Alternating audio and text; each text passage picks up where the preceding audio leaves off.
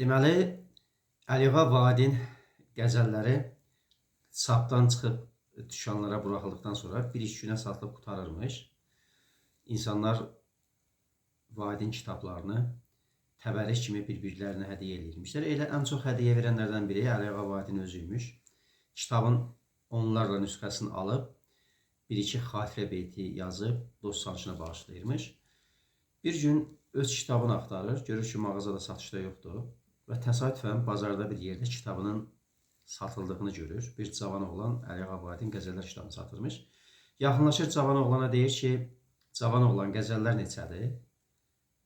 Cavan oğlan deyir ki, 10 manat. Deyir, niyə belə baha? Deyir ki, o Vahidin kitabıdır, sən onun qiymətini bilməzsən. Deyir, bəs Vahid mən özüməm da. Cavan oğlan deyir ki, məni dolama, mən ölüm, Vahidə baxa. Əliağa Vahid deyir ki, sən öl Vahid, mən özüməm. Cavan oğlanın gözləri bərələ qalır. Deyir, onda bir şeirdə inanın. Əliağa Vahid bədahətən deyir ki, Vahid özüməm, bil ki, sözümdə yalan olmaz. Bir sehr edərəm, yoxsa kitabı alan olmaz.